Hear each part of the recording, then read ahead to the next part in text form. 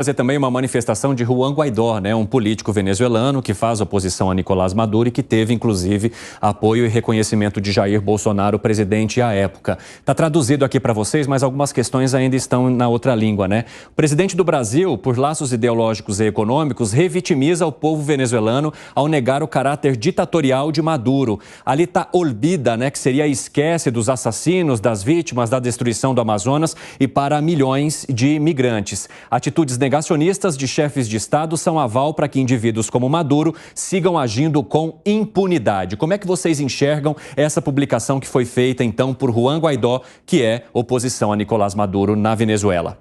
Segré. Mas aí, Guaidó, Corina, tem vários que são opositores, mas que por algum motivo que é difícil de explicar, eles não se alinham numa única fonte para derrotar o Maduro, eventualmente, em alguma eleição, se pudesse ser transparente. Muitos dos familiares dessas pessoas estão fora da Venezuela e muitas dessas pessoas não podem sair da Venezuela. Maria Corina é um exemplo. Então isso te mostra que é uma questão ditatorial mesmo. É lógico que o Guaidó fale isso, mas vou mais longe. Você sabe que uma das maiores sortes que teve a América Latina foi que na época em que a Venezuela tinha produção e tinha muito petróleo produzindo, o barril de petróleo caiu dos $90, porque se fosse acima de $90, hoje teria dinheiro dos venezuelanos bancando um monte de ditaduras em outros países. Quero trazer outra manifestação também, que inclusive está na nossa tarja, que é de 5 mil advogados que estão num movimento de advogados de direita aqui do Brasil, lançaram um documento criticando essa visita e dizendo que Maduro é aliado de grupos terroristas ao redor do mundo. Alan Gani, como é que você enxerga essas movimentações e esses protestos que foram feitos também por meio de ofícios ou por meio de publicações de redes sociais? Aqui a gente está falando de 5 mil advogados brasileiros. Não, está correta essa manifestação. É como o Piperno falou, ele foi recebido aqui com toda a polpa, né, de um grande chefe de Estado, como se ele fosse um grande democrata. É a mesma coisa que você recebeu o chefe do Hamas aqui. É a mesma coisa que você receber o chefe do Talibã. É a mesma coisa, ditadura é ditadura. Seja uma ditadura religiosa, seja uma ditadura de esquerda, de direita, é ditadura. E o governo brasileiro presta homenagens. Aí, os vídeos, as imagens mostram. Presta homenagem a essa ditadura. Quero trazer um outro movimento, e neste caso agora de deputados de oposição, que encaminharam ofícios à Embaixada Norte-Americana aqui no Brasil, pedindo a prisão de Maduro por conta das relações dele com os Estados Unidos. Como é que você enxerga isso, hein, Fábio Piperno? Uma ação idiota, patética. O que os Estados Unidos têm a ver com a presença do cidadão aqui? Eles vão mandar prender o Maduro aqui? Do ponto de vista legal, qual é a legitimidade para isso? Nenhuma. Ué. Aí é jogar para a torcida. Quando os 5 mil advogados reclamam, eles têm razão.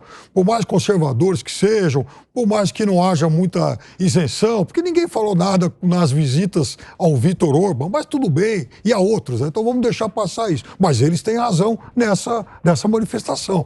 É o Brasil recebendo de forma diferente um ditador. Porque se o Brasil recebesse o Maduro da mesma forma que vai receber os outros 10 chefes de Estado... Sim, que tem uma reunião amanhã, inclusive. Eles têm um encontro para falar de união aqui da América. Exato. Então, enfim, perfeito. É mais um.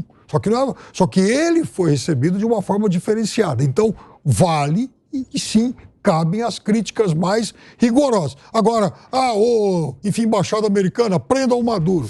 Gani, você discorda do Piperno? Não, eu concordo em partes. O único ponto quando o Piperno falou, mas quando o Jair Bolsonaro tal. Quando o Jair Bolsonaro, por exemplo, visitou o Putin, ele não foi lá bater continência. Quando visitou o Orbán.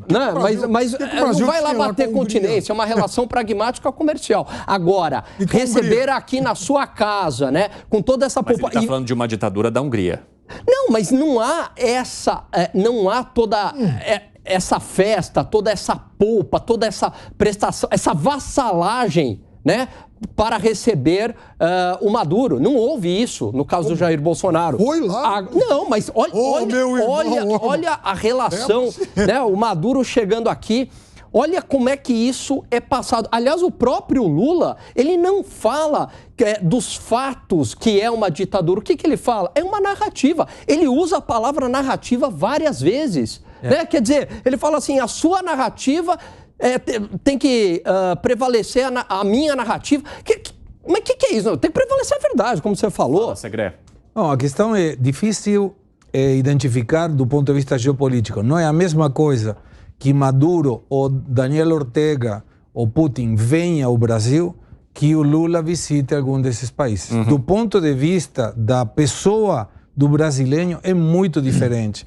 Porque, de alguma maneira, quando visita, isso não tenta justificar o Bolsonaro visitando a Hungria, mas quando você visita, é uma questão diferente, inclusive para os venezuelanos que observam o Maduro vindo para aqui. Não é a mesma questão quando alguém recebe um ditador que quando vai visitar um ditador do ponto de vista da democracia. Para a gente fazer um giro aqui sobre esse assunto, é aquele giro objetivo que a gente costuma para arrematar, né, os temas que são muito importantes e relevantes aqui no 3 em 1. Vocês acreditam que esses tratados que estão sendo feitos agora e a partir da reunião também com outros líderes da América Latina marcada para amanhã, o Brasil tem mais a ganhar ou a perder ao a gente perceber o movimento nos outros países e as situações que esses outros países enfrentam? Alan Gani. Tem muito a perder e isso vai aumentando o constrangimento brasileiro perante o G7. O Brasil passou vergonha nessa última visita, né? Ficou lá isolado, teve todo aquele carnaval com o Zelensky, o Lula ali, né, sentado, isolado, os chefes de Estado passando por ele, não cumprimentando,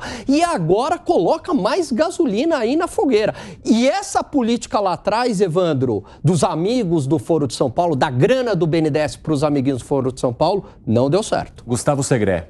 Eu prestaria atenção nessa reunião do Unasul em duas colocações. A primeira, Lacalle Pou, presidente do Uruguai, que não vai ter nenhum problema em falar para Maduro o que ele pensa, como já falou. Isso pode ser interessante. E temos que ver a posição do Equador, porque lembrando que a sede da Unasul estava em Quito. Sim. E o presidente, na época, Lenín Moreno, pegou a sede e falou, aqui o Unasul não tem mais. Então, bora. E isso também vamos ver se tem alguma replicação. Fala, Piperno. De fato, o Lula ficou isolado lá no G7. Teve 11 encontros isolados com líderes. Teve encontro isolado com o da Alemanha, com o da Espanha, com o inglês, mais uma vez, que tinha encontrado outro dia, até com o do Vietnã. Então, em relação a isso, o prestígio não foi lá exatamente abalado. Agora, no caso desse encontro, repito, eu lamento que o Maduro tenha sido recebido dessa forma. De qualquer modo, eu acho que esses 11 líderes têm muito a conversar, até mesmo para pressionar o Maduro, porque a Venezuela vai fazer eleições presidenciais no ano que vem. Exatamente. Esse é um dos assuntos que, segundo a comunicação do governo, está na pauta para discussão com Nicolás Maduro e com os outros países. Mais uma rápida. Lula falando sobre a inclusão de Venezuela no Banco dos BRICS. Ou no grupo dos BRICS. Tem o Banco dos BRICS, mas no grupo dos BRICS. Faz sentido isso para você, Gani? Olha que loucura. A gente está falando de grandes economias. Rússia, China, Índia, Brasil e África do Sul.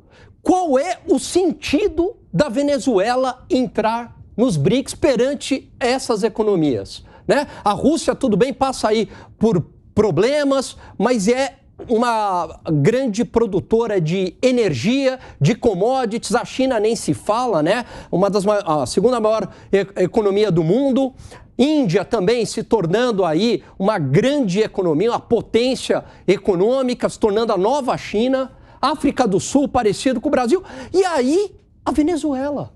Olha que loucura, eu coloco a Venezuela neste grupo. Se isso não é uma demonstração ideológica, eu não sei mais o que é. Mas para quem já também colocou a Dilma no banco dos BRICS, o que seria uma Venezuela nos BRICS? Venezuela nos BRICS, Piperno? Não, isso não vai passar, isso não tem cabimento, até porque não depende da vontade de algum sul-americano, né? Sim. Aliás, quem está com o pé nos BRICS, conversando para ingressar nos BRICS, é a Arábia Saudita.